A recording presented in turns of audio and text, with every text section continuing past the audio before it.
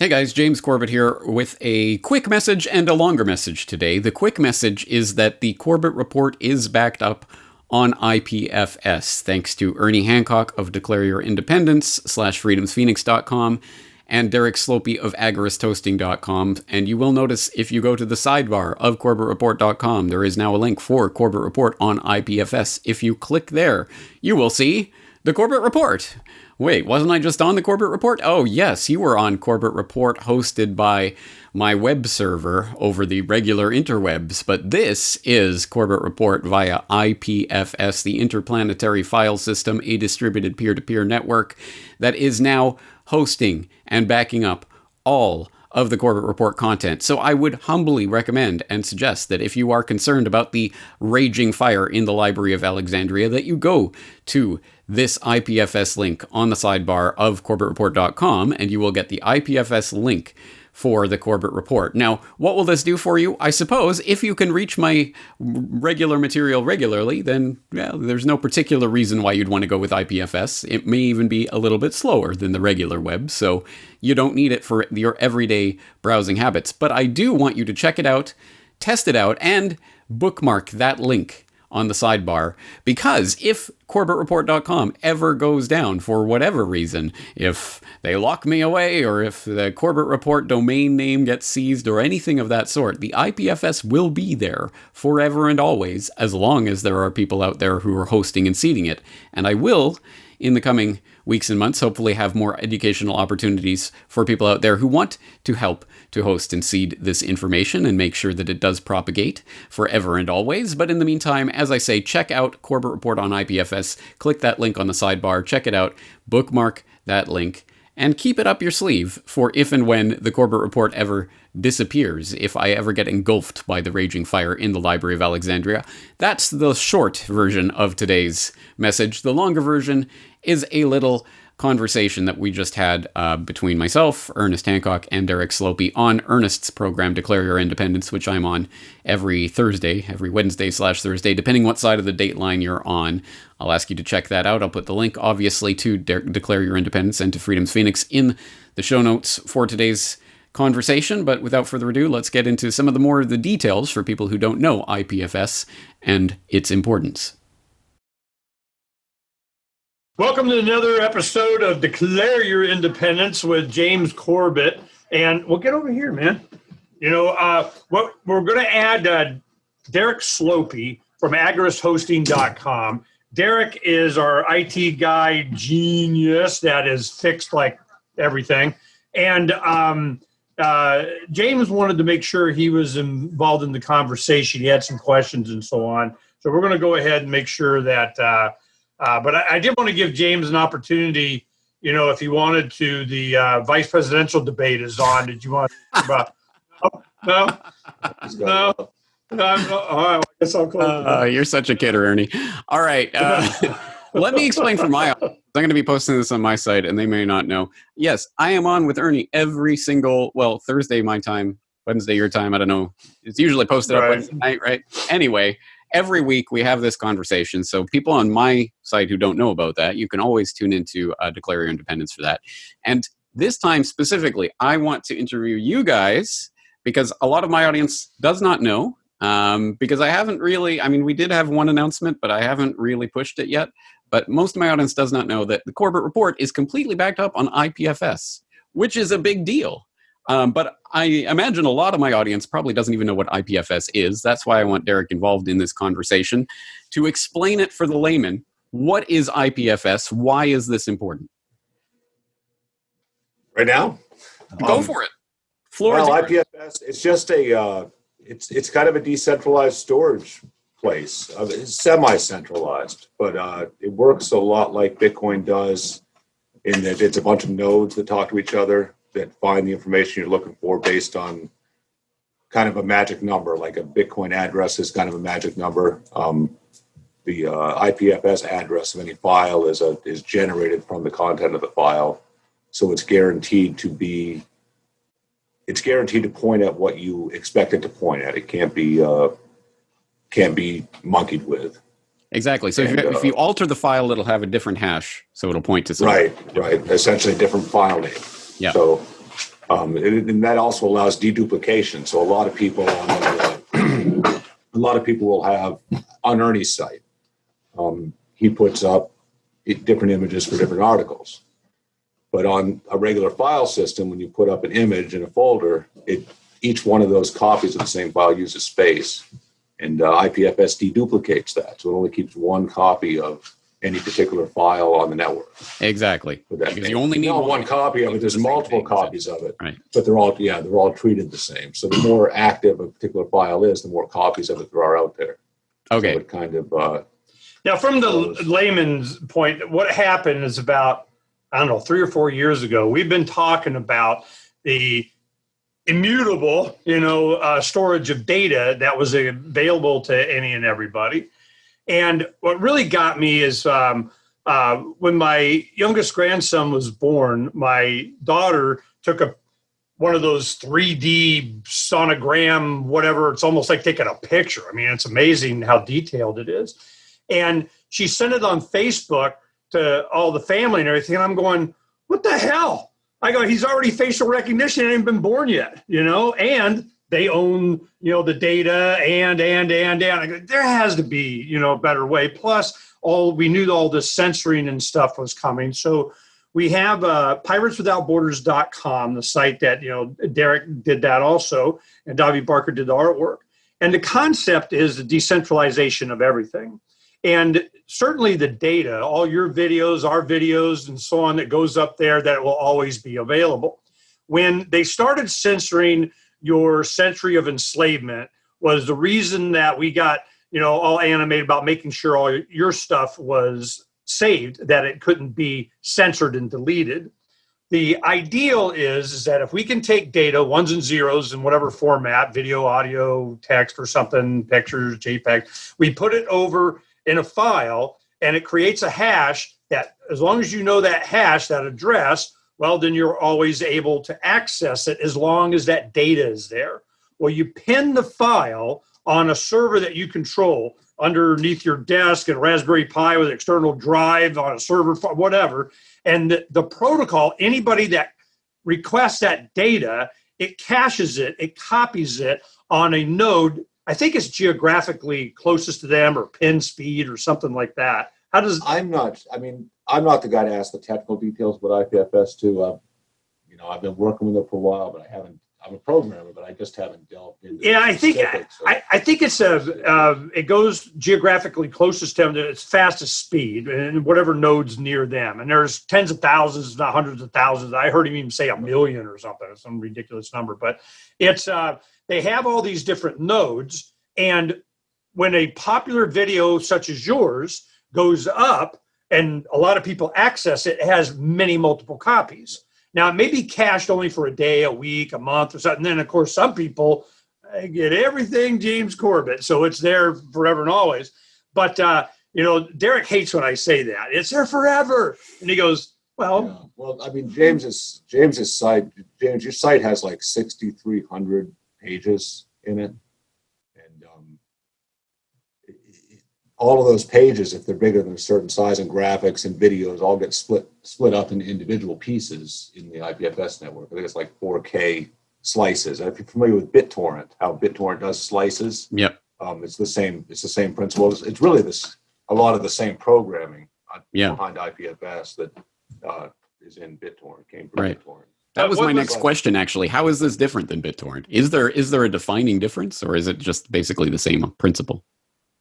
It's pretty similar, but it's fleshed out a little bit better. BitTorrent, you can't just there's directory structures in so your website as it is on IPFS is like a single directory. There's a single hash for the top level, and it which contains files in other folders, contains files in other folders. So there's dimensions to it, where BitTorrent is really just designed for single files. It's very similar to BitTorrent. A lot of the code the principles are the same in how it works. But the main thing, from my standpoint, not being a geek, is I was looking for it being to where it wasn't centrally controlled. if we're going to have data, it needs to be to where, yeah, of course I want my copy, and I'd like to have it somewhere where anybody else can get it, or I can get it from anywhere in the world, but then it replicates and other people can have copy, and then they serve, Exactly. Yeah. So when that became clear to me that could even be done, because it became part of Filecoin. The idea was that they were going to be able, like MadeSafe was something we were excited about for years. And I could see that this was going to take off. And of course, they raised a bunch of money within like hours. I mean, they maxed out. This is obviously popular. And I was popularizing this as much as I could to everybody, going, God, don't you guys see the need for this? There's YouTube and there's the other. I go, yeah, well, BitChute. I'm going, BitChute's just going to get, another collective's going to get bought up by what? The answer is always yes. It's just how much, they sell out for. So if it's something that's not, the way Derek puts it, as you say, it has to be a protocol. Explain that. A protocol instead of, yeah. So we've been talking about how to do IPFS search, and there's different sites that will do IPFS search. They run IPFS servers, and they kind of watch the IPFS traffic, and they can read files, and they gather keywords, and they keep it on the database in their website. And that's a service that somebody's providing. But the protocol is, how do we publish information into IPFS, like relevant keywords and tags? And HTML has this, and other things have this, where your HTML description tag. This was more relevant back in the early days of search engines. And that's a protocol. It's everybody's going to do it this way. And any person can implement a service based on that protocol, instead of every service kind of rolling their own tags, rolling their own data. So let's keep this dumbed down as possible. People know if they want to go to the Corbett Report, www.corbettreport.com, into your browser bar, and there it is. But that's not how IPFS works. How does IPFS work? What do people do to access a site like Corbett? Well, before we get to that, I want to make a point. When somebody says, you get a domain, you're getting a number that's assigned by they, them, those. They want to shut it off. They're going to shut it off. Yeah. They haven't got to that point yet. Yeah. That's common, So I'm just like, I need to have access to data that I have that hash, I can get it. Right. If I got ones and zero download up in the kind of the egg and suck it. Right. Let's take a moment to explain that. When people type in www.corbettreport.com, they are typing in the alphanumeric address that corresponds to an actual server number, which most people don't know, 77.235. whatever. That it hopefully goes and looks up. Right. Hopefully, that name I'll put that in the show notes for this, actually, for the actual server number. So if they ever take down the domain name, you could still get to my server, but most people won't even take that step. So how much are they going to actually take the step of going to IPFS? Right, but you can move your server to another IP, and then you go and update the DNS entry, which is the kind of a directory entry, like a telephone book, and the domain name will then point to that new IP address. So there's a second level to IPFS, which is IPNS, which is the Interplanetary Naming System, which allows you to cryptographically sign a message and send it out into the IPFS, out to the IPFS nodes that says this magic number is going to point at this file or directory hash. So every time I update Corbett Report, the hash changes, the hash of the directory, because the hash of the directory is derived from every file in that whole folder tree. And it's unique. It uniquely identifies, you change one bit in any of those 6,000 files, and that hash changes. So, but I have an encryption key that I've established for the Corbett Report that I use to publish that. Every time I do the update, I publish that hash to that cryptographic key, which is unchanging. So you have IP, and if you go to Ernie's site, I don't know if you have it on Corbett Report, it's IPNS / this long annoying thing that never changes. But what you can do is you can take that thing and you can put it in the DNS so that it becomes discoverable just using the domain name. Right. Or you can publish it in another place. You can publish on the Bitcoin blockchain and the Namecoin blockchain. Right. There's Ethereum directory lookups. Yeah, we're getting geeky, man. Well, no, but it is important. And I will actually put a static link up on the sidebar of CorbettReport.com to Corbett Report on IPFS. It will be that IPNS address that will never change. That's the address that people will use. So you can go there. You can, at the very least, bookmark it. And I would say click around a little because it's going to look a little bit different. It's formatted differently because some of the HTML doesn't copy over properly, and the quotation marks end up being squiggly. I'm amazed it's as mirrors as much as it like does. The site. I mean, it is really incredible. And the best part, that data isn't sitting on my Corbett Report server.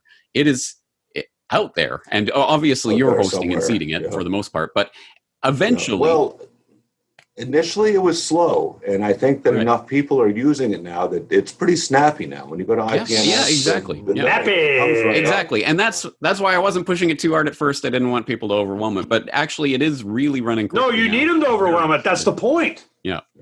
So eventually, what I'm going to be doing is selling the Corbett Report archive as a little server that will be good to go, that people can start hosting their own seed of this information and make it faster. Well, this is something that we designed. We had some listeners, supporters in our Telegram, and people listen to the show and everything. They have some skills. Once we started doing this, they go, well, heck, I can write this code and do this and scrape that and so on. That's how we got all the YouTubes for a lot of people. We Are Change, Press for Truth, World Alternative Media, Conscientious Resistance. They went in, so I can do that code, and it wiped it all, swiped it all in and put it into IPFS. Well, there's what we planned on doing, before I left, and I still got, the Raspberry, another project, like the project, but you get a Raspberry Pi, and now the Raspberry Pi 3 Plus or 4 or whatever they call it now, heck, it's freaking was a laptop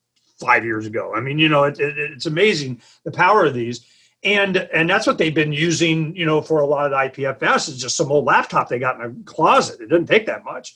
But we wanted to make it simple. So it's $35 for the Raspberry Pi. You get an external drive, 2 terabytes. They give away as door prizes now. I mean, you have a 2 terabyte, drive, and you're done. That's the point. It's pirate communication. See, I've always been, at least 5-10 years ahead of whatever.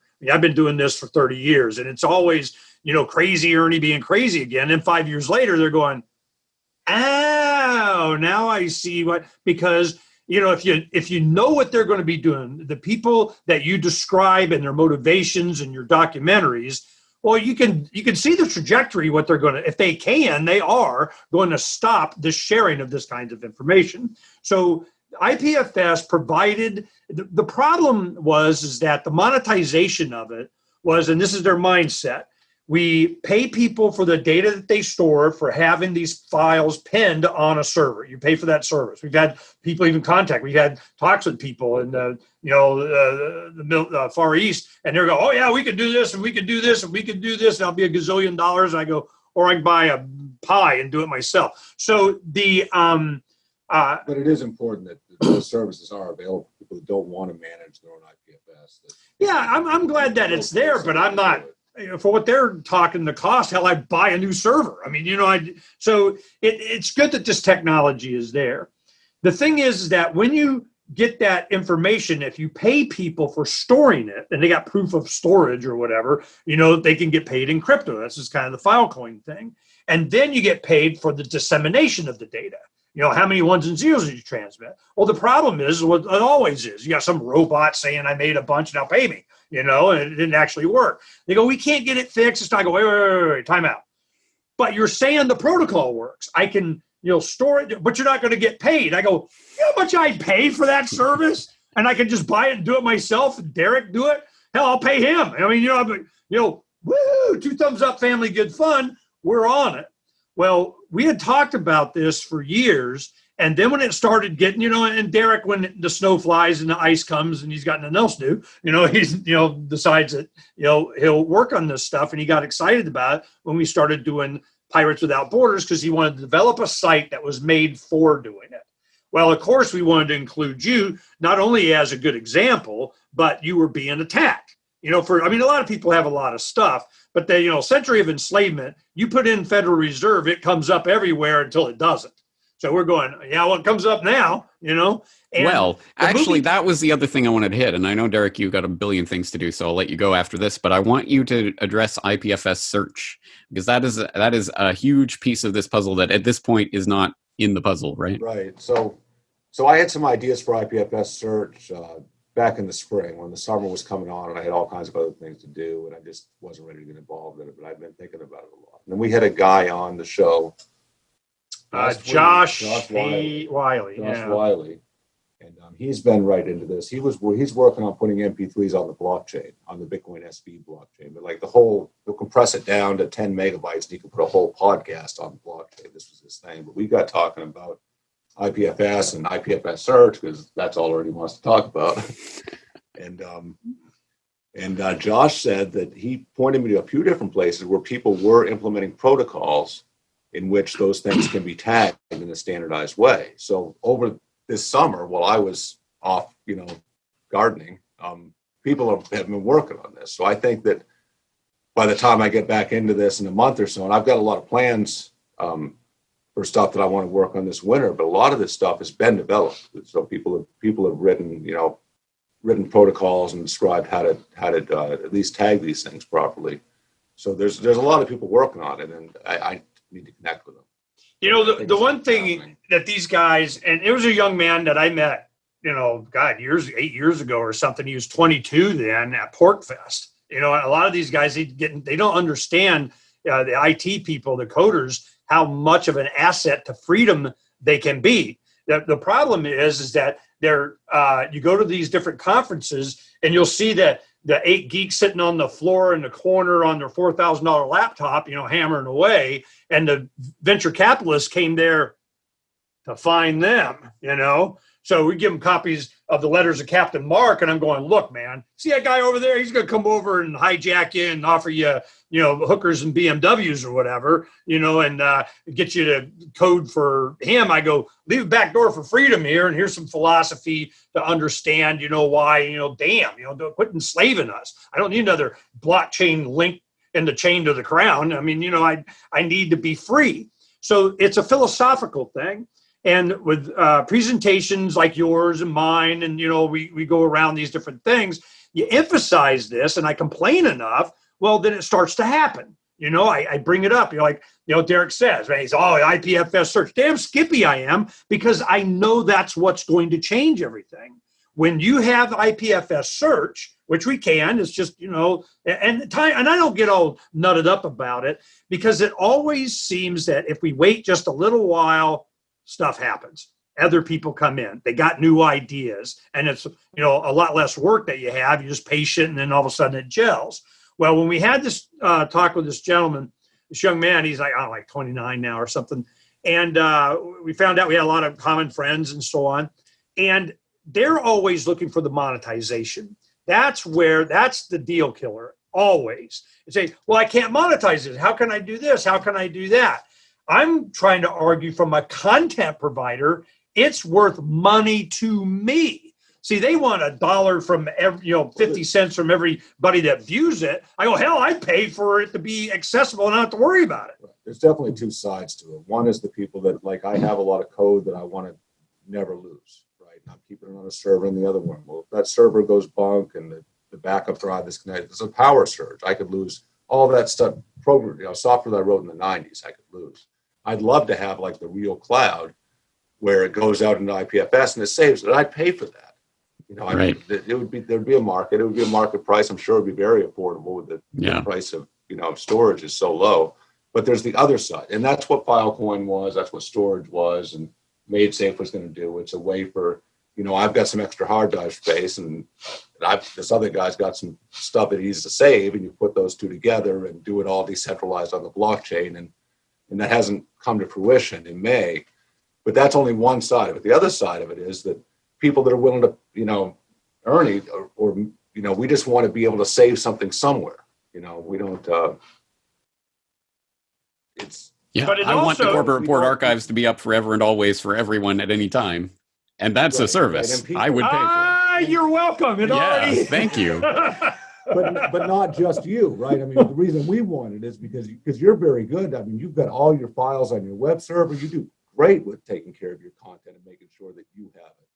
But only you have it, right? If something happens to you, it's gone. So it's not just that you want it. That's great, but we want it too. Yeah, exactly. There is an interest in this. Well, I think the last thing we have to address is the word censorship proof? No. Censorship resistant? Because there will be the people in the audience who say, yeah, but when the gigantic EMP strikes go off all across the planet and every electronic device on the planet is wiped out and all electricity stops and we're living like Mad Max in the woods scraping bugs and rainwater out to try to survive, there won't be any IPFS then, will there? Huh, Mr. Smart Guy? Right. So it's not censorship. Maybe.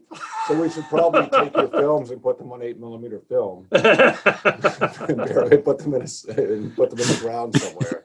I always like that. That's always the final line. It's like, well, if the entire world explodes, if there's a black hole that opens up and swallows the Earth, it'll be gone then, won't it, Mr. Smart Guy?